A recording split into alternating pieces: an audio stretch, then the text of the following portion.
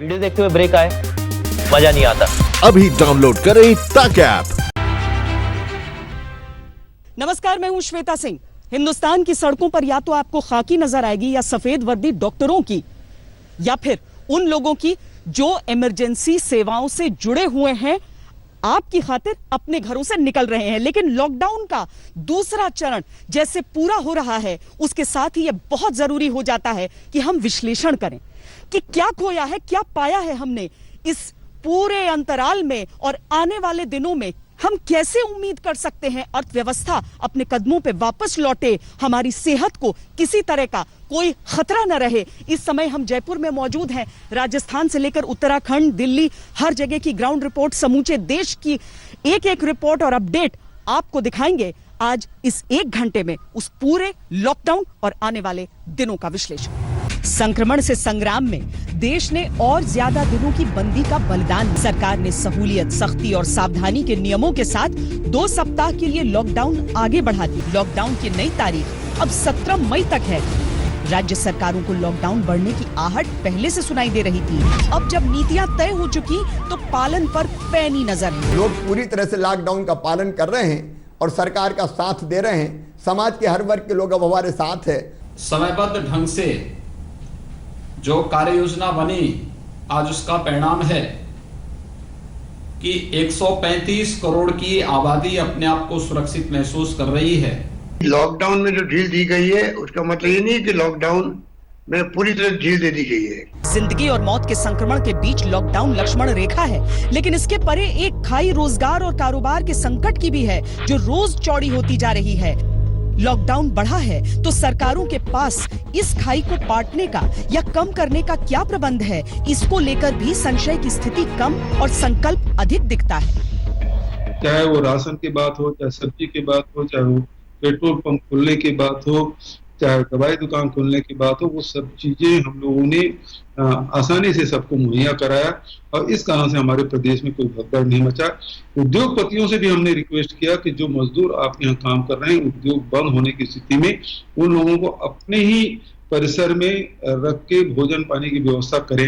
Industry दुकान खुल सके, इंडस्ट्री चल सके, वो छूट दी गई है। परंतु बाकी जो है बंदिश से, ये बाकी डिसिप्लिन है, चाहे वो मैंने कहा सोशल डिस्टेंसिंग के हो, चाहे हम लोग ने यहाँ तक किया भाई कि जो पान और जर्दा और गुटखे खाते रहते हैं, थूकते रहते हैं, वो भी कोरोना फैलाने का कारण बन सकता है। उसमें भी भारत सरकार ने रोक लगा रखी है। हमारी कोशिश होगी कि हम शीतकालीन पर्यटन न केवल 6 महीने का बल्कि 12 महीने का पर्यटन ये उत्तराखंड में उसको हम आगे बढ़ाएं।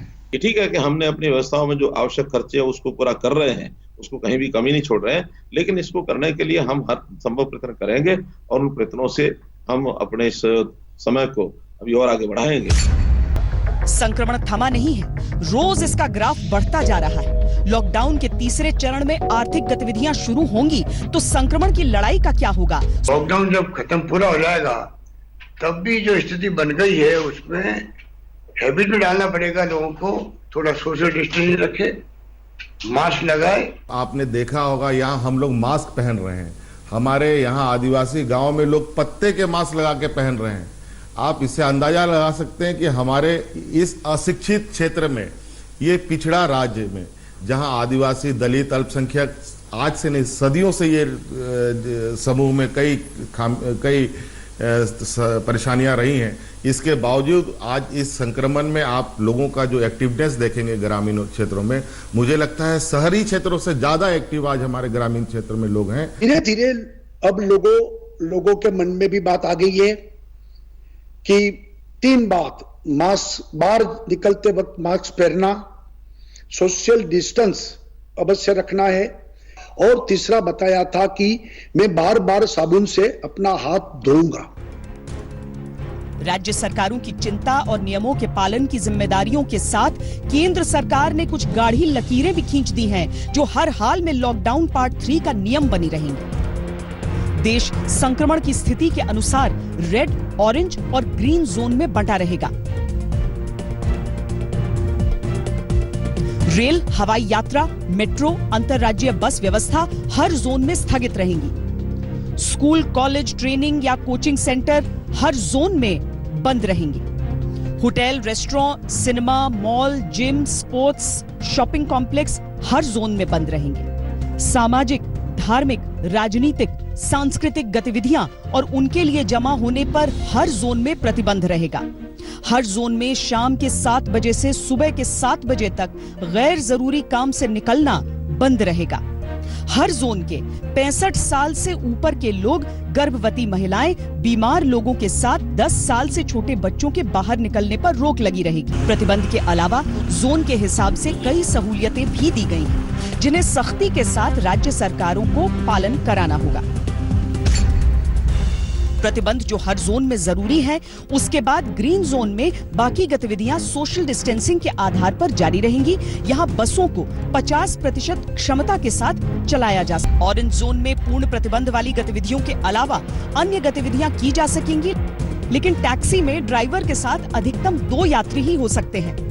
कुछ गतिविधियों के लिए एक जिले से दूसरे जिले में जाने की इजाजत होगी। कोरोना के रेड जोन के कंटेनमेंट वाले इलाकों में जहां संक्रमण फैलने का सबसे ज्यादा खतरा है, वहां सिर्फ मेडिकल इमरजेंसी और जरूरी सामानों की सप्लाई को छोड़कर किसी गतिविधि की इजाजत पहले की तरह नहीं होगी।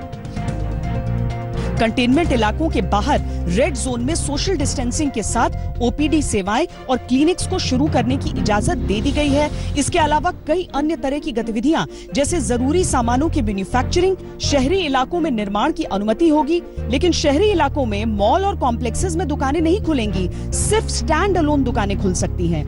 जबकि ग्रामीण क्षेत्रों में सभी औद्योगिक और निर्माण गतिविधियां, जिनमें मनरेगा के काम, खाद्य प्रसंस्करण इकाइयां और ईंट भट्टे शामिल हैं, सबको अनुमति दी गई है। सरकारी दफ्तर सभी अफसरों और 33% कर्मचारियों की क्षमता के साथ खुलेंगे। रेड जोन में कंटेनमेंट जोन के बाहर भी rickshaw, auto rickshaw, taxi, cab, city bus और नाई की दुकानें बंद ही रहेंगी। ग्रीन जोन में जो नियम चालू होते उसी हिसाब से त्रिपुरा में लगभग सभी दुकानें खुल चुकी है, सिर्फ सिनेमा हॉल और बाकी जो मॉल बंद है। हमारा काम संक्रमण को रोकना पहला काम है, और ये संक्रमण रुकता तभी जब संपर्क की चेन को हम तोड़ दें। तो हम संपर्क की चेन को हम तोड़ने की कोशिश करेंगे। ऑरेंज जोन में केवल कंटेनमेंट एरिया छोड़ के बाकी सब जगह हम दुकान खोलने से लेके जो दुकानें नहीं खोलना है, सिनेमा घर जैसे, अलग अलग मॉल जैसे, उनको हम प्रतिबंधित करके बाकी एक्टिविटी हम चालू कर देंगे। वहाँ निर्माण के काम भी ग्रामीण क्षेत्रों में तो कोई दिक्कत नहीं है, व्यापक पैमाने पर हम शुरू कर देंगे। अभी भी फसल खरीदी का काम व्यापक पैमाने पर चल रहा है। कोरोना के समय में अगर दर्द की कहानियां सामने आई हैं, तो दर्द को मिटाने वाले ऐसे हीरोज भी सामने आए हैं। ये जयपुर शहर की महिला ब्रिगेड है, जिसका नाम है निर्भया स्क्वाड। आज की तारीख में ये केवल इस संदेश के साथ निकलती हैं कि लोग अपने घरों के भीतर रहें, अपने परिवार को छोड़कर, बच्चों को छोड़कर ये दूसरों की जिंदगी की परवाह कर रही हैं। इसीलिए इस सब के बीच ये जानना बहुत महत्वपूर्ण हो जाता है कि अगर हिंदुस्तान ने लॉकडाउन किया, इतने लंबे समय के लिए किया, इतना सारा नुकसान उठाकर किया, तो हिंदुस्तान को इससे हासिल क्या क्या हुआ है? क्या भारत ने कोरोना के कर्व को फ्लैट करने में कामयाबी पाई है? क्या लॉकडाउन पार्ट 2 के जरिए भारत ने कोरोना पर दूसरे देशों के मुकाबले नियंत्रण पाने में सफलता पाई है? देश के अंदर संक्रमित मरीजों की रफ्तार किस तेजी से दोगुनी हो रही है, ये तय करता है कि हालात काबू में है या काबू से बाहर।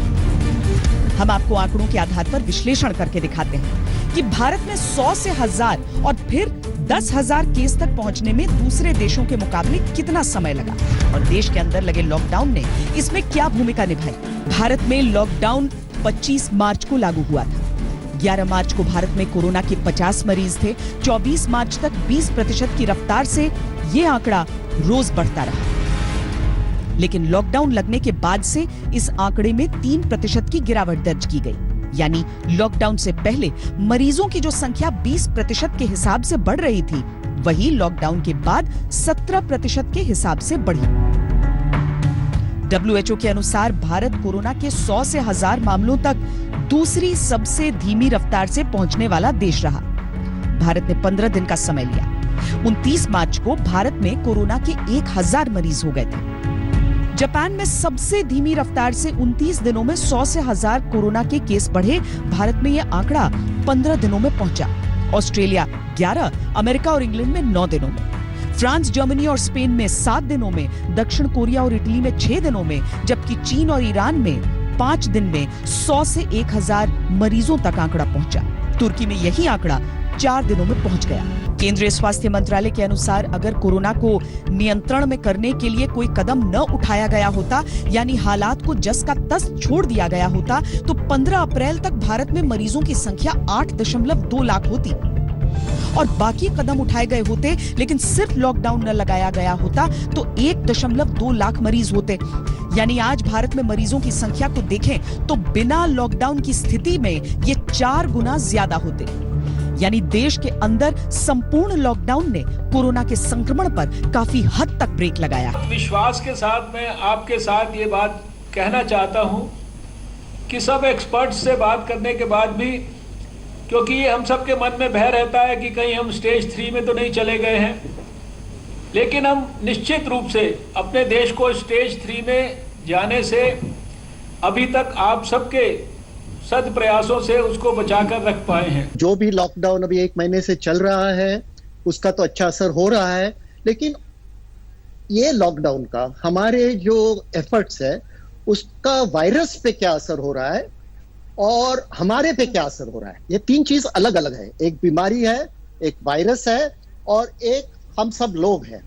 तो वायरस पे इसका क्या इफेक्ट हो रहा है हमको ठीक तरह से पता नहीं है। हमको ये नहीं समझना चाहिए कि वायरस को हमने खत्म कर दिया, क्योंकि वायरस म्यूटेट हो रहा है। अभी तक 2 म्यूटेशन आ गए हैं, A virus, B virus, C virus, अलग अलग है। तो वायरस म्यूटेट होके वापस आ सकता है। वायरस पे ज्यादा करके कुछ इफेक्ट नहीं हुआ है, ये हमको याद रखना चाहिए। अब अगर 100 मरीजों से 10,000 मरीजों तक पहुंचने के आंकड़ों को देखें तो नजर आएगा कि 100 से 10,000 केस तक पहुंचने में भारत ने 30 दिन का समय लिया। आंकड़े दोगुने होने की रफ्तार 4.5 दिन रही। अगर रैंकिंग की जाए तो भारत इस कैटेगरी में 19वें नंबर पर है। चीन 100 से 10,000 के आंकड़े तक 10 दिन में पहुंच गया। इस लिहाज से चीन की डबलिंग रेट 1.8 दिन हुई। तुर्की ने यह फासला 11 दिन में तय किया। संक्रमित मरीजों की डबलिंग दर 1.9 दिन रही। ईरान 2.3 दिन, इटली 2.4 दिन, अमेरिका 2.4 दिन, स्पेन 2.4 दिन, जर्मनी 2.6 दिन, फ्रांस 2.8 दिन, इंग्लैंड 3.1 दिन, रूस, नेदरलैंड्स और ब्राजील में 3.6 दिन में कोरोना के संक्रमण 10,000 केस तक पहुंचे। भारत के अंदर 135 करोड़ की आबादी में हमारे यहाँ जो इन्फेक्शन है या जो डेथ रेट है, इसको हम अमेरिका या पश्चिमी यूरोप के देशों से तुलना करें तो हम बहुत सेफ स्थिति में हैं। लेकिन आगे भी हम सबको और सतर्क होकर के कैसे हम लोग न केवल कोरोना के खिलाफ इस जंग को जारी कर सकते हैं, अभी तो हम लोग इस बारे में भी ये तय करें कि कोरोना के खिलाफ इस लड़ाई को आगे बढ़ाने के लिए लॉकडाउन की कार्रवाई और सोशल डिस्टेंसिंग के साथ ही कुछ आर्थिक गतिविधियों को भी आगे कैसे बढ़ाया जा सकता है। दिल्ली में कोरोना के हॉटस्पॉट्स का शतक लग चुका है। राजस्थान में भीलवाड़ा में स्थिति सुधरी, तब तक जयपुर में स्थिति बिगड़ गई। हम इस समय जयपुर के सबसे प्रभावित इलाके रामगंज में मौजूद हैं, जहां पर संक्रमितों का आंकड़ा लगातार बढ़ता गया। लेकिन अब एक सवाल सबके मन में उठ रहा है कि संक्रमण के इस दौर को लॉकडाउन से धीमा तो किया गया, लेकिन लॉकडाउन के दौर से देश निकलेगा कैसे? एग्जिट प्लान क्या है? सरकार ने तय किया है कि लॉकडाउन के संपूर्ण एग्जिट प्लान से पहले अभी लॉकडाउन को बढ़ाने की जरूरत ज्यादा है। इसी वजह से अभी पूरा फोकस एग्जिट प्लान की बजाय बढ़े हुए लॉकडाउन में नियमों को निभाने पर है। लॉकडाउन क्यों बढ़ाया गया, दुनिया को देखते हुए वो यहाँ जरूरी था। आइए पहले वो समझाते हैं। इटली में लॉकडाउन से पहले रोज 38% के हिसाब से कोरोना के आंकड़े बढ़ रहे थे, तो लॉकडाउन लगाने से वहां 27% की गिरावट दर्ज की गई। लॉकडाउन के बाद रोज 11% कोरोना के मामले सामने आने लगे। जर्मनी में लॉकडाउन से पहले 31%, लॉकडाउन के बाद 10% मामले आए। स्पेन में लॉकडाउन से पहले 40%, बाद में 16%, फ्रांस में 35%, बाद में 13% मामले दर्ज किए गए। हालांकि अमेरिका ने देश में संपूर्ण लॉकडाउन नहीं लगाया। नतीजा दुनिया के सामने। सबसे विकसित देश कोरोना मरीजों की संख्या में भी सबसे आगे। ये सही बात है कि अगर जो लॉकडाउन नहीं होता तो हमारी जो मुसीबत बहुत बढ़ जाती है आज तक। तो इसीलिए लॉकडाउन का फायदा बहुत हुआ है कि एक तो चेन में ब्रेक आया है, दूसरा इसकी जो आंकड़े बढ़ रहे हैं उसके ऊपर बहुत कंट्रोल है। अगर जो आप इसकी तुलना और देशों से करेंगे जहां लॉकडाउन इफेक्टिव नहीं था या नहीं किया गया, तो उनके अंदर बहुत रैपिडली ये फैला है। तो ये बहुत संतुष्टि की बात, ये दो बातें हैं। एक तो टोटल नंबर कम बढ़ रहा है, दूसरा ये है कि हॉटस्पॉट्स जो है वो उनका पता लग गया है। तो ये आज के दिन गवर्नमेंट की जो तैयारी है कि हॉटस्पॉट्स को तो लॉकडाउन रखना ही है, ये बहुत अच्छी बात है, क्योंकि वहां पे जो संख्या बढ़ती जा रही है और वहीं पे जब तक उसमें ड्रॉप नहीं आएगा तब तक उन हॉटस्पॉट्स को खोलने का कभी भी मेरे ख्याल नहीं करना चाहिए। मेरे ख्याल से सबसे इंपॉर्टेंट चीज यही है कि सही समय पर हम लोगों ने लॉकडाउन किया और ये फॉर्मूला जो है बिल्कुल सही समय पर लागू किया गया। अब हमें क्या करने की जरूरत है कि आगे आने वाले समय में हम लोग इसे कैसे धीरे धीरे हम लोग खोलेंगे और इकोनॉमिक लाइवलीहुड और एक्टिविटी वापस लाएंगे, ये सबसे बड़ी चुनौती है। तो क्या इस लॉकडाउन से बाहर निकलने के लिए कोई रोड मैप तैयार है? जिंदगी दोबारा पटरी पर लौटनी जरूरी है, कारोबार चलाने हैं, स्कूल खोले जाने हैं, दफ्तर खुलने हैं, यानी लॉकडाउन से बाहर तो निकलना है, लेकिन जिंदगी की कीमत पर नहीं। दूसरे कई देश संपूर्ण या आंशिक लॉकडाउन से गुजर रहे हैं। उनमें से कुछ लॉकडाउन में रियायत देने पर विचार कर रहे हैं। फ्रांस 11 मई तक लॉकडाउन नहीं खोलेगा। 11 मई के बाद 3 हफ्ते तक कुछ छूट दी जाएगी, उसके बाद आगे का फैसला किया जाएगा। इंग्लैंड में जब तक कोरोना के मामले 50 केस प्रतिदिन नहीं रह जाते तब तक बंदिशें जारी रहेंगी। पाबंदियां हटने के बाद वही लोग बाहर निकल सकेंगे जो तंदुरुस्त होंगे और कोरोना संक्रमण के खिलाफ जिनके पास इम्यूनिटी सर्टिफिकेट होगा। डेनमार्क में डे केयर सेंटर और प्राइमरी स्कूल खोल दिए गए हैं। जर्मनी में छोटी दुकानें खोली गई हैं, स्कूल खोले गए हैं, लेकिन वही जा सकते हैं जिनकी परीक्षा होनी है। धार्मिक स्थल 31 अगस्त तक बंद रहेंगे। स्पेन में बच्चों को बाहर निकलने की इजाजत दी जा रही है।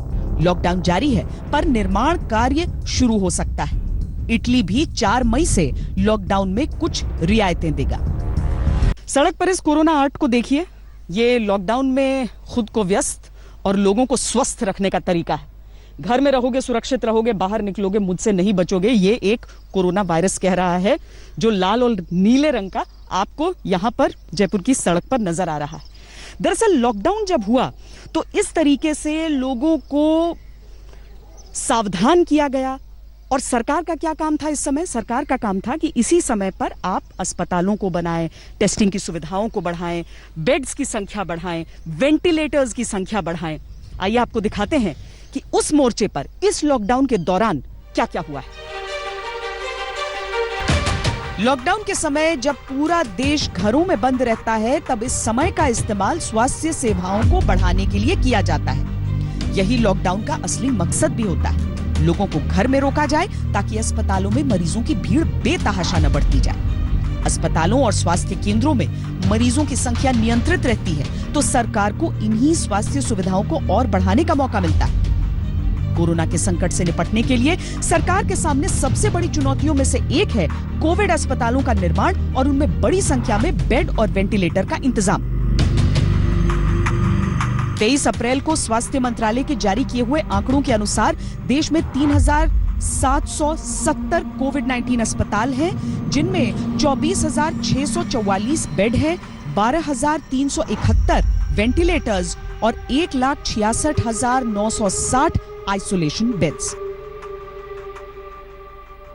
और प्रदेश में अंदर अकेले कोविड हॉस्पिटल की व्यवस्था अगर आप देखेंगे तो हमारे यहाँ लेवल 1, लेवल 2, लेवल 3 के हमारे पास 52,000 बेड उपलब्ध हैं आज के दिन पर, जहां पर हम कुशलता पूर्वक हर एक व्यक्ति को यहां पर कोरोना पॉजिटिव से जुड़े हुए या कोरोना के सिम्टम से जुड़े हुए किसी भी व्यक्ति को हम उपचार की सुविधा प्रदेश के अंदर हॉस्पिटल में उपलब्ध कराने की स्थिति में हैं। हमारे पास लैब की व्यवस्था का कार्य हो, लॉजिस्टिक की व्यवस्था हो, इन सभी को हमने क्रमबद्ध ढंग से अलग अलग कार्य किया। और हमारे गुजरात के इंडस्ट्रियलिस्टों ने 10 दिन में वेंटिलेटर बना दिया और आज भारत सरकार ने भी 5000 वेंटिलेटर बनाने का उनको ऑर्डर दिया है और 1000 वेंटिलेटर हमें भी प्राप्त हुआ है। उसमें से 400 वेंटिलेटर मिल गए हैं, 600 सप्लाई चल रही है। तो वेंटिलेटर की कमी नहीं है। N95 मास्क भी हम यहाँ गुजरात में बना रहे हैं। देश के 12 सबसे संक्रमित राज्यों में इन एडिशनल बेड्स का इंतजाम किया गया है, जिनमें तमिलनाडु में 31,880 आइसोलेशन बेड्स का इंतजाम किया गया है, आंध्र प्रदेश में 24,534, गुजरात में 12,191, राजस्थान में 29,069, महाराष्ट्र में सबसे ज्यादा 1,23,661, तेलंगाना में 23,221, उत्तर प्रदेश में 12,598, केरल में 9,791, मध्य प्रदेश में 30,908, कर्नाटक में 17,969, पश्चिम बंगाल में 9,191 और दिल्ली में 2,803 एडिशनल आइसोलेशन बेड्स का इंतजाम किया गया है। सरकार ने देश में मौजूद वेंटिलेटर बनाने वाली कंपनियों को अपनी उत्पादन क्षमता बढ़ाने के लिए पहले ही कह दिया था। भारत में अभी Scanray Technologies, AgVa Healthcare, AB Industries, Air Liquid Medical System, AVI Healthcare, Lifeline Biz और मीडियन हेल्थकेयर वेंटिलेटर बनाते हैं। इन सभी कंपनियों ने फरवरी में कुल मिलाकर 2,520 वेंटिलेटर्स का उत्पादन किया था, लेकिन मार्च तक इन्होंने अपनी उत्पादन क्षमता को दोगुना बढ़ाया और 5,580 वेंटिलेटर बनाए। मई तक इन कंपनियों का 50,000 वेंटिलेटर हर महीने बनाने का लक्ष्य है। इसके अलावा भारत सरकार विदेश से भी वेंटिलेटर्स इंपोर्ट कर रही है। छोटी दुकानें हो या फिर बड़े उद्योग, पूरी अर्थव्यवस्था पर ताला लगा देना कोई आसान फैसला नहीं होता है, लेकिन ये समय भी तो अप्रत्याशित है। सरकार की तरफ से अगर ये फैसले लिए गए तो इसके पीछे एक बहुत लंबी गहरी सोच थी। आने वाले दिनों में इस अर्थव्यवस्था को कैसे उबारना है, ये भी सरकार की एक बहुत कठिन जिम्मेदारी होगी। ज्यादा लॉकडाउन चलेगा, लेकिन थोड़ी जिंदगी भी चलेगी। टेंशन तो स्वाभाविक था, लग रहा था एक्सटेंशन हो गए। राज्य सरकार ने पहले अनाउंस करे और भारत सरकार ने कल अनाउंस करे, क्योंकि लॉकडाउन लगाना आसान है परंतु उसको हटाना बड़ा मुश्किल होता है और एक साथ में हटाना ही नहीं चाहिए, ना हटता है। इसलिए लग रहा था कि फेजेज वाइज हटेगा और वही कल जो फैसले हुए ग्रीन जोन, ऑरेंज जोन और रेड जोन को साथ लेकर कैसे हम लोग लॉकडाउन में ढील दे सकें। जितना यूरोप में, अमेरिका में, ब्रिटेन में जितनी तेजी से बढ़ा उसकी तुलना में बहुत कम है और इसके पीछे की वजह यह है कि लोग एहतियात बरत रहे हैं, लॉकडाउन का पालन कर रहे हैं, जिसके कारण से हम लोग अभी शायद उतनी भयावह स्थिति में नहीं पहुंच पाए। थोड़ी जिंदगी चलेगी तो थोड़ा रोजगार भी बढ़ेगा। नरेगा काम करते हैं हम और 199 रुपए हमारे वो आते हैं। जो काम कर रही हैं उसमें अब लॉकडाउन के बाद थोड़ा बढ़ा है पैसा? हाँ, बढ़ा है। थोड़ा रोजगार बढ़ेगा तो थोड़ी उम्मीदें भी जागेंगी।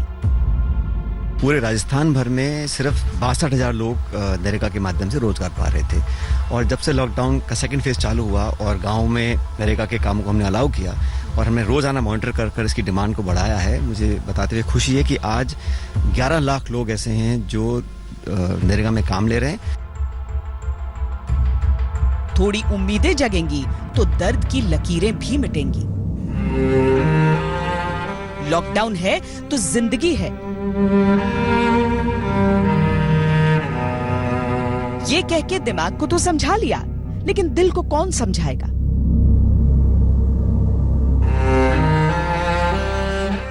अभी यार दिखाना, ये देखो। कब पैदा हुआ था? इसको ये हो गया मेरा 20 दिन का। 20 दिन का। 20 दिन मतलब आपने उसको अभी तक मोबाइल पे ही देखा है? मोबाइल पे। काम की जिम्मेदारी पूरा करने के लिए घर से निकले थे, पोता उसके बाद दुनिया में आया। लॉकडाउन ने जिंदगी की रफ्तार पर ब्रेक लगाया तो इनके जैसे कई और ट्रकों के पहिए भी हाईवे के किनारे आकर जाम हो गए। वीडियो कॉल से बातचीत, यहाँ पे नेटवर्क वगैरह अच्छा आ रहा है आप लोगों को? हाँ जी, बात तो हो जाती है। कितनी बार बात कर पाते हैं आप बताइए? पहली बार वीडियो कॉल से वीडियो कॉल वहां से जवाब चाह रही है। एक आधी बार बात होती है जी।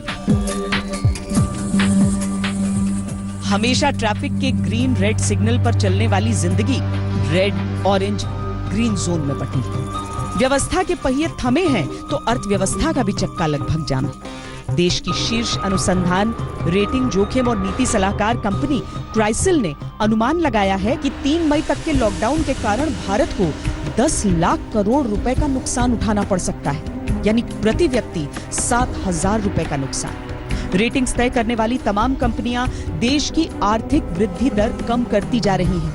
आईएमएफ ने जनवरी-फरवरी में भारत की जो ग्रोथ रेट 5.8% जताई थी, वो 1.9 रह जाने का अनुमान है। लेकिन फिर भी मायूस मत होइए, क्योंकि भारत की अर्थव्यवस्था माइनस में जाती नहीं दिख रही, जबकि America, Britain, Spain, Italy, Japan सबकी अर्थव्यवस्था माइनस में जाती हुई नजर आ रही है। Just want to point out also for India, which is that number we have of 1.9% is for the fiscal year. So it's fiscal 2021. So it spills over into the first quarter of 2021. If we were doing a calendar year based number, that would be our projection for this calendar year is 0.5%. So these are some of the distinctions. I also, another point I would like to make is I think that in terms of the risks to our forecast, I would say that some of the biggest risks are on the downside for emerging and developing economies. And the reason for it is that while we've seen the severity of the pandemic in the US, Europe, following from China, we haven't seen that severity yet in many developing and emerging markets.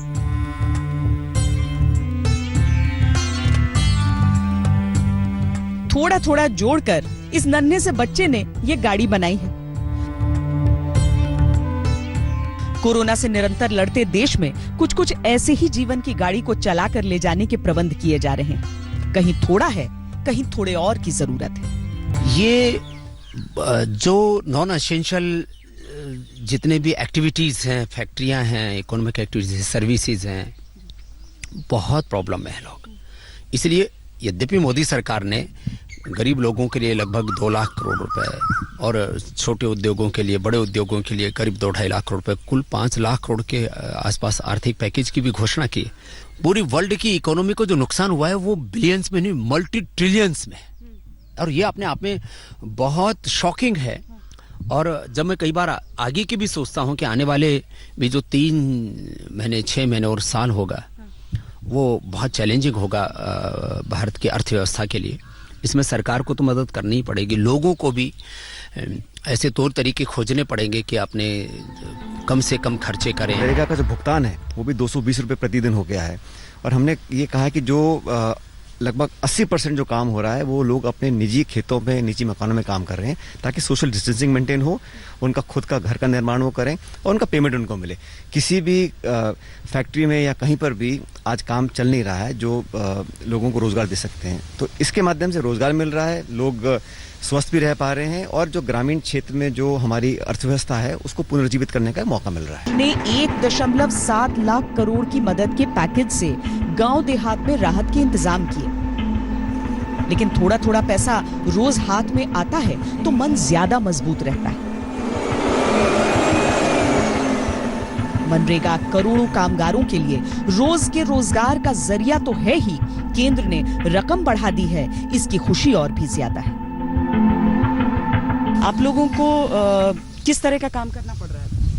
हमको अच्छे से काम मिल रहा है, और हमारे यहाँ की सरपंच हैं, सेक्रेटरी हैं, अच्छे से काम करवा रहे हैं, और हर सुविधा हमको मिल रही है। पैसे कितने मिल रहे हैं अभी?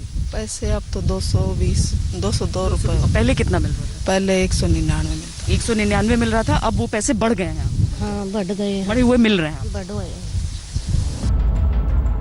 देश भर से प्रवासी मजदूरों को मूल राज्यों में लाने ले जाने के लिए गाइडलाइंस तय हो गई, और उन्हें उनके राज्यों तक पहुंचाने का सिलसिला भी शुरू हो गया। लॉकडाउन 17 मई तक अब देश का मुकद्दर है। उसके आगे क्या होगा कोई स्पष्ट कहने की स्थिति में अब भी नहीं है।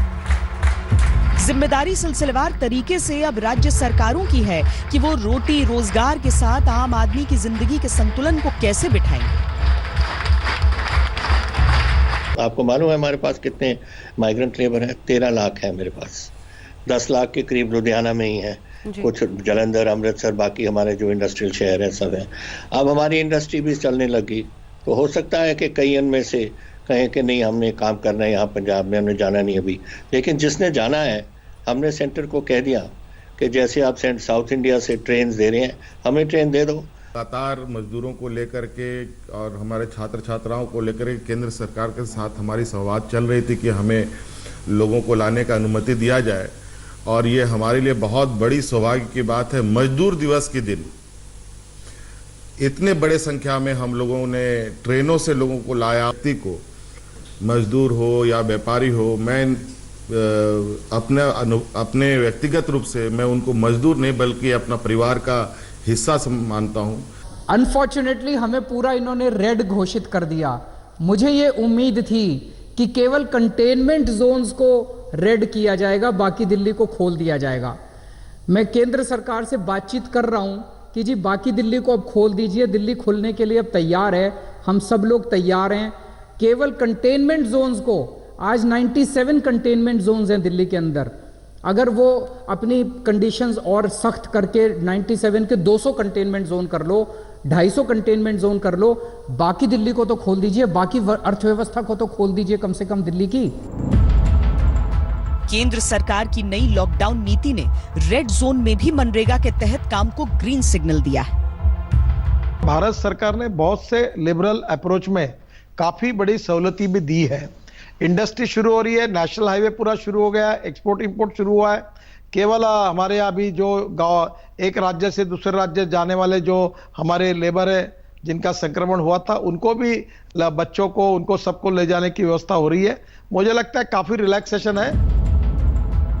प्रधानमंत्री मोदी ने बार बार संकट की इस घड़ी को आत्मनिर्भरता के अवसर के तौर पर परिभाषित किया है। स्वयं सहायता समूह की इन महिलाओं को देखिए और देखिए कि कैसे ये मुश्किल वक्त में भी स्वरोजगार से अपना जीवन चला रही हैं। दिन में कितना? मैम एक दिन में 1000 ये लोग पीस निकाल सकते हैं। यहाँ सांगनेर में 30 पंचायत समितियां हैं, जिसमें से अभी कुछ से ही इन लोगों को काम मिला है, मगर हम चाहते हैं कि बाकी सारे से भी अगर हमको काम मिलना शुरू हो जाए तो इतनी हमारी है कि हम लोग काफी मात्रा में यहाँ से मास्क हम दे सकते हैं। मतलब डेली यदि कहे ना तो बना सकती हैं, बिल्कुल कंप्लीट, मतलब फटाफट लेके जाओ। 500 से 1000 एक दो जने आपस में मिलके बहुत फटाफट बनाती हैं। मतलब जैसे केवल ऑर्डर आना चाहिए हमारे पास में। थोड़ा खुला है, थोड़ा और खुल रहा है, लेकिन ज्यादातर देश बंद है ताकि सांसें बंद न हो। कोरोना संक्रमण रोज बढ़ ही रहा है, लेकिन अर्थव्यवस्था भी उतना ही सहन कर सकती है जितने में उसकी रीढ़ न टूटे। ये आमेर किले के बेरोजगार हाथी हैं। इनके साथ ही कई लोग भी बेरोजगार हो गए हैं क्योंकि कोई कामकाज चल नहीं रहा है। पर्यटन पूरी तरीके से बंद है, पूरे देश में लॉकडाउन है, उद्योग धंधे सब कुछ बंद है। हाँ, जान बची है और जान बचना बहुत महत्वपूर्ण था, लेकिन ये सारे लोग अब जानना चाहते हैं कि इस जान से आगे का जहान इनके लिए कैसे संवर सकता है। ये ऋषिकेश है। यहाँ पर एक तरफ इस बात की खुशी है कि गंगा स्वच्छ हो रही है, लेकिन दूसरी तरफ इस बात की चिंता कि लगभग 100% पर्यटन पर आधारित ये शहर अपने पैरों पर खड़ा कैसे होगा। सिर्फ ऋषिकेश ही क्यों, उत्तराखंड देश के पर्यटन का बड़ा केंद्र है। उत्तराखंड की करीब 83% कमाई पर्यटन से ही होती है। हर बरस यहाँ सैलानियों का तांता लगा रहता है, लेकिन लॉकडाउन की मजबूरियों में सब बंद है। एडवेंचर स्पोर्ट्स है वो सिर्फ अब 3 महीने का, अप्रैल, मई और जून महीने का। इस समय जो यहाँ था, ये विश्व महामारी कोरोना के चक्कर में सारे क्राफ्टिंग, कैंपिंग और सारे एडवेंचर स्पोर्ट्स यहाँ पे खत्म हो चुके हैं। ये हमारा 3 महीने का नुकसान नहीं है मैडम, ये हमारा अगले साल मार्च तक का 21 तक का नुकसान पूरा बुक हो चुका है। रिवर राफ्टिंग और बंजी जंपिंग जैसे एडवेंचर्स के लिए समय और मौसम दोनों अनुकूल हैं, लेकिन सैलानी एक भी नहीं। 3 महीने होते हैं मुख्यतः एडवेंचर पर्यटन के लिए, जिनमें से 1 महीना बीत चुका है, दूसरा बीत रहा है, तीसरे का पता नहीं।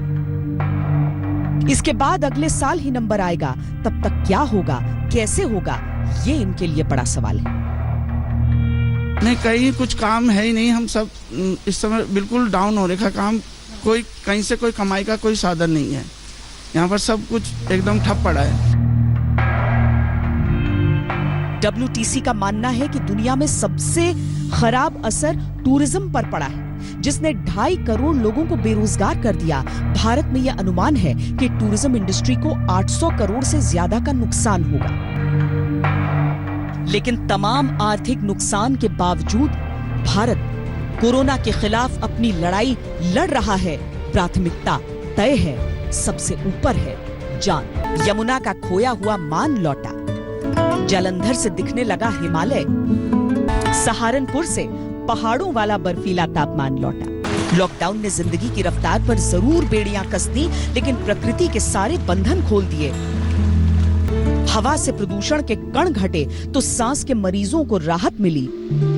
शराबा कम हुआ तो चिड़ियों का चहकना ज्यादा हुआ।